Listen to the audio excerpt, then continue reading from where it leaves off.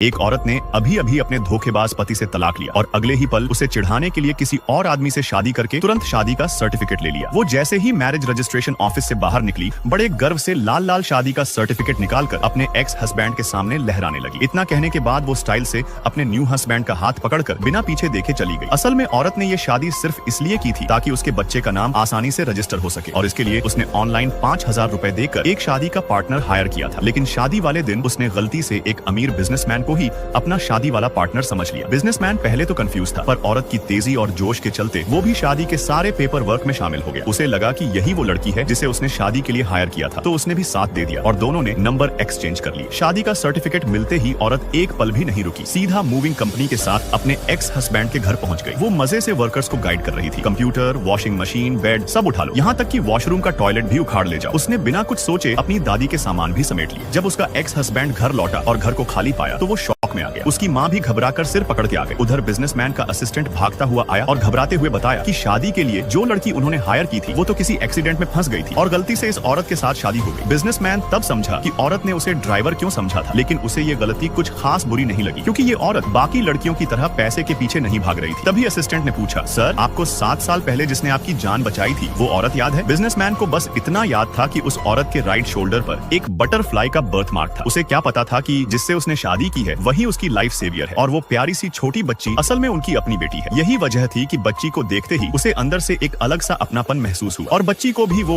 Daddy बहुत अच्छे लगे। फिर वो बच्ची धीरे धीरे कमरे में आई और दादी ने उसे देखते ही पहचान लिया और बहुत पसंद भी किया। दादी ने हंसते हुए कहा, मैंने तो कोई गिफ्ट नहीं रखा, लो बहू छोटा सा रेड पैकेट ले लो। औरत ने हंसते हुए वो पैकेट ले लिया। शाम को बिजनेसमैन औरत के रेंट वाले घर में डिनर पर आया। खाने की टेबल पर सब हंस हंस के बातें कर रहे थे। माहौल बहुत ही प्यारा था। खाने के बाद औरत को टेंशन थी कि उसका एक्स हस्बैंड फिर से कोई दिक्कत ना। सोचा कि नया घर देखना पड़ेगा। वो फोन पर किसी नए घर के लिए बात कर रही थी। तभी बाहर खड़े बिजनेसमैन ने सब सुन लिया। वो तुरंत बोला, मेरे दोस्त का एक खाली घर है जो तुम्हारी बेटी के स्कूल के पास है। औरत को सुनकर बहुत खुशी हुई और बोली, कल ही देखने चलेंगे। अगले दिन बिजनेसमैन माँ बेटी को लेकर एक बड़ी सी लग्जरी विला के सामने पहुंचा। औरत वो आलीशान घर देखकर बहुत एक्साइटेड थी। वो बोली, इतना बड़ा घर कितने का किराया है? 4 से 6,000। बिजनेसमैन ने मुस्कुराकर कहा, हाँ 4 से 6, 4 रुपए से लेकर 6,000 तक। औरत हंसते हुए बोली, तुम तो घाटे में चले जाओगे। वो बोला, कोई बात नहीं, मेरे पास बहुत पैसा है, बहुत घर भी है, ये तो कुछ भी नहीं। औरत बोली, वाकई ये तो कमाल हो गया। Subscribe for next.